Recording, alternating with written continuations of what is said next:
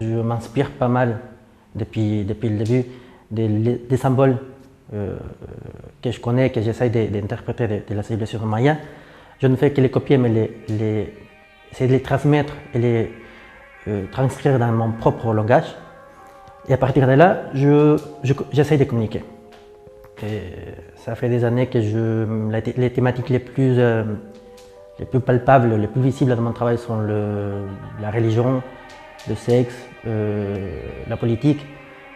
Mais plus le temps passe, et depuis que je suis en France, ça fait 15 ans que j'habite en France, je commence à revenir à des idées que j'avais plutôt laissé tomber. J'ai vécu la guerre, mais directement parce que mon père était membre de la guérilla au Salvador. Donc c'était un des fondateurs d'un des mouvements de guérilla au Salvador, donc l'extrême gauche.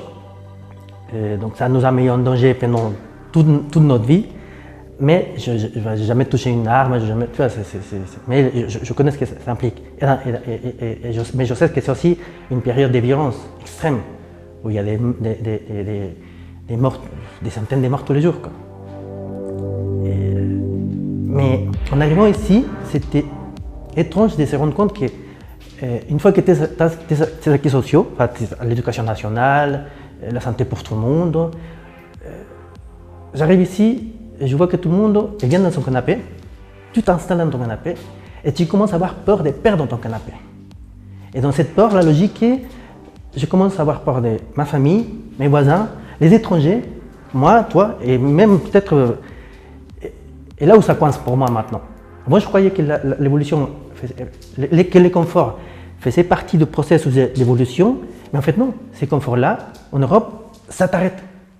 Ça te rend bête, un mouton quoi, et tu ne bouges plus. Maintenant, comme je ne propose pas des solutions, je ne fais que... C'est pas une faille, mais une faiblesse de mon travail. Je ne fais que signaler les failles, je ne connais pas les solutions. Et donc, bien que mal, ça fait 9 ans que je suis là dans cet espace où j'expose mon travail et le travail des artistes de la région qui ont la même problématique, qui n'arrivent pas à se faire exposer, à se faire entendre. Donc on le fait ici, mais avec des moyens avec pas de moyens, sans aucun moyen, et un peu chacun pour soi, quoi. Je prête le lieu, je partage les lieux, et après chaque artiste se débrouille pour communiquer, pour se faire connaître, inviter des gens pour le vernissage. Mais au moins il y a ça. L'idée c'est avoir plus de ça, sans forcément attendre que ce soit la ville, ou je sais pas qui, donc ça, ici, c'est l'espace où j'ai enfin, après, en tout cas il y a 9 ans, il y a 10 ans, j'ai pu déjà intégrer une démarche beaucoup plus saine peut-être, et beaucoup plus claire vis-à-vis de mon travail et ce que je veux communiquer. On a essayé, depuis 2015, de chercher des lieux d'exposition. La première fois c'était ici, le vernissage, la première fois qu'on a montré le travail fini, c'était ici dans mon atelier. Un espace que j'utilise pas que pour montrer mon travail, mais le travail aussi des artistes de la région lyonnaise. Et dans cette logique, en cherchant des lieux, on a trouvé l'accueil, on a reçu l'accueil de l'université à Lyon 3. Ils nous ont invités à participer, à montrer notre travail. Nous demandons aussi de pourquoi pas faire participer les étudiants.